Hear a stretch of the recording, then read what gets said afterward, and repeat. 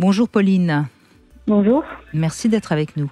Donc c'est votre compagnon qui est addict à l'alcool, hein, c'est bien ça? C'est ça, c'est ça. Est-ce que vous pouvez nous expliquer un petit peu comment ça se passe pour lui? Qu'est-ce qu'il fait? Alors ça fait 1 an et demi donc qu'il a sombré, donc c'est quelqu'un qui ne buvait pas. Et suite à une nouvelle, il s'est mis à boire. Donc ça a été en petite quantité et puis un peu plus chaque jour, jusqu'à boire de grosses quantités et se mettre dans des états carrément second, donc très très difficile à gérer. Donc ça fait 1 an et demi qu'on est dans cette tourmente. Comme je vous entendais tout à l'heure,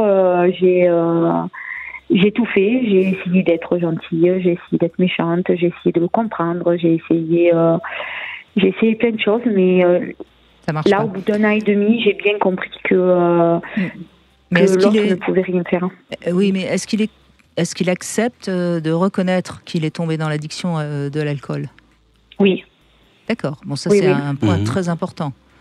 Oui, il a assez rapidement, il a compris qu'il était tombé dans un piège, puisque dès le départ, il a de suite pris rendez-vous avec un médecin traitant pour donner des traitements, parce que c'est déjà à la base, c'était quelqu'un déjà d'assez fragile psychologiquement, assez nerveux, assez, on va dire, assez fragile, voire beaucoup fragile.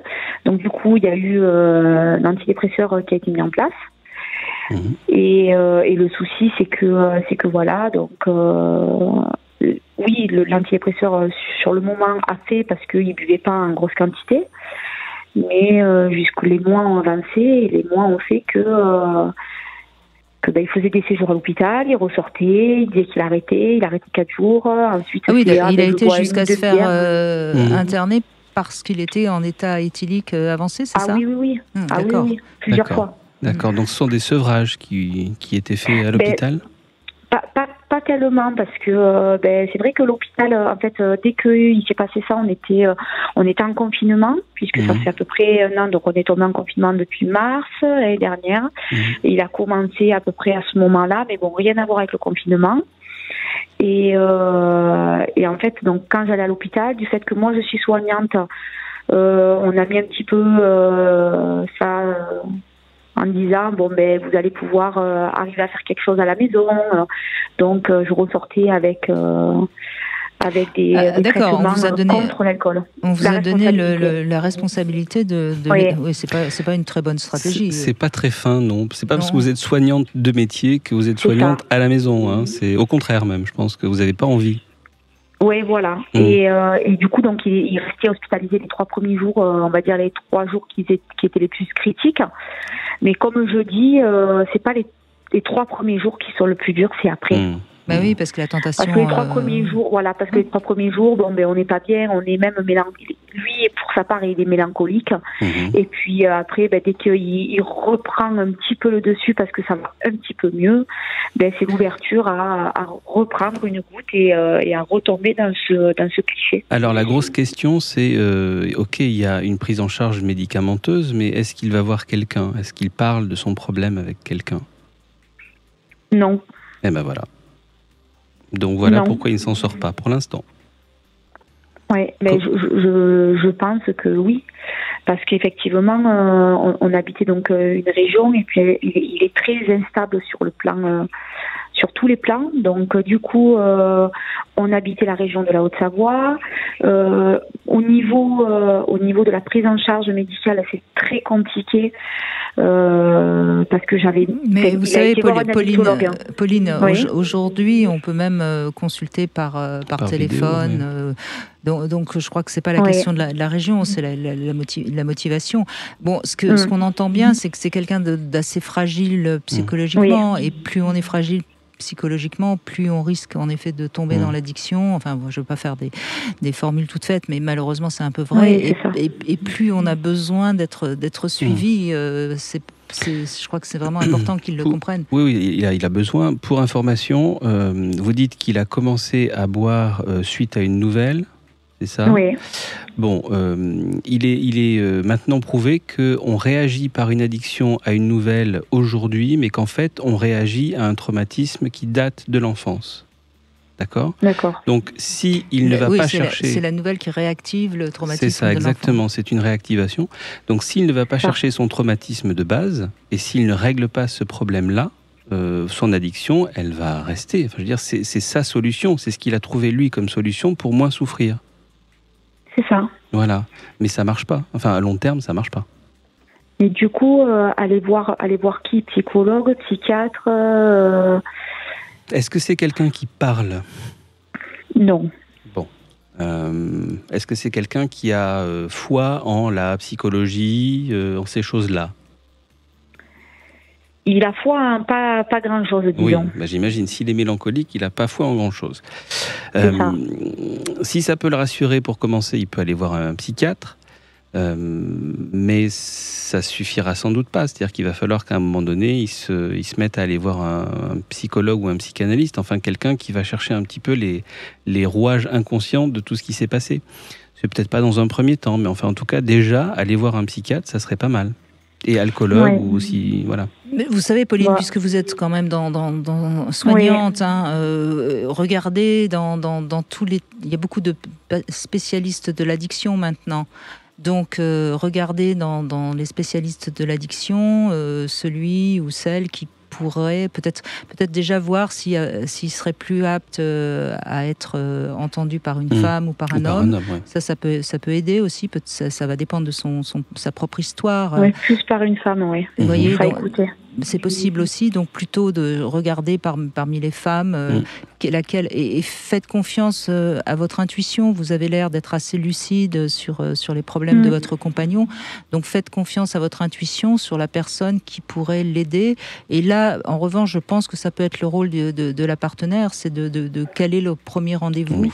Pour qu'il puisse y aller en confiance. Et puis après, c'est la personne que vous aurez choisie qui prendra le relais et puis qui l'aidera à remonter à la source de la souffrance. C'est vrai, mais vous voyez, cette démarche, j'aimerais que finalement il la fasse lui. Parce que j'ai tellement fait des démarches à sa place et qu'il a tellement...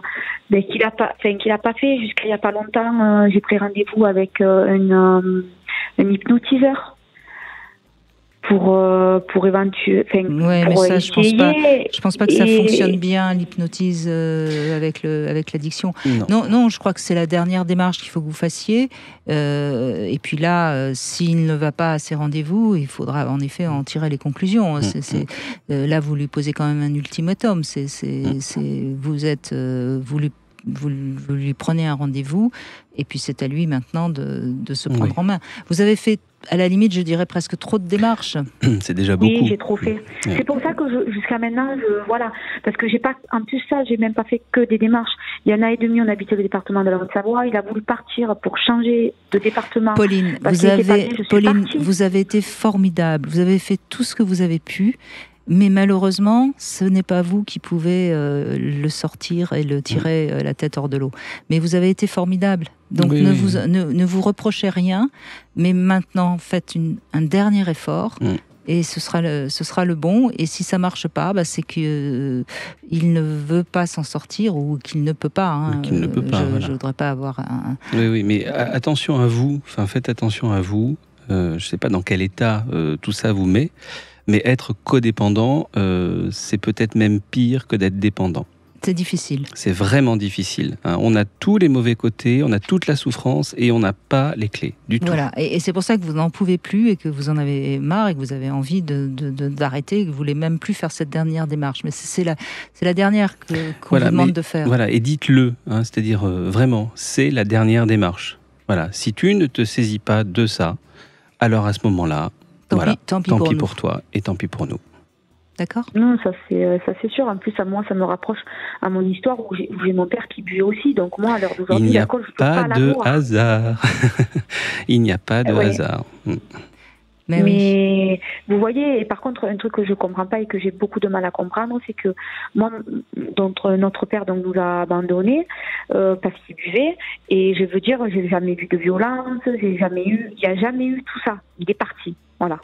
C'est pas une violence, ça, Pauline? C'est pas une violence de partir, d'avoir un père qui part comme ça, qui vous abandonne? Si, mais c'est pas, je la vis pas comme si quelqu'un pourrait être dans un excès de colère ou parce qu'on le vit pas. Il part et puis finalement, il a choisi. Eh bien, pas vous. Oui, c'est sûr. Oui, mais on parle de vous. Lui, c'est ses choix, c'est sa vie, très bien. Mais vous, voyez, ça vous laisse quand même avec quelque chose de terrible à vivre. Vous avez été abandonné.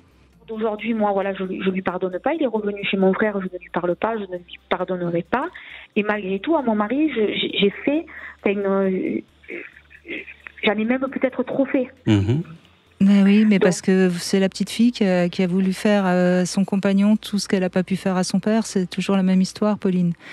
C'est votre propre histoire, mais ça, c'est quelque chose que vous pourrez vous travailler de votre côté aussi, et ça vous fera grandir de toute façon. Ce que vous êtes en train de traverser, ça vous fera grandir parce que ça parle aussi évidemment de votre propre histoire. Bon courage, Pauline. Merci en tout cas. Merci beaucoup. Merci à vous. Merci à vous.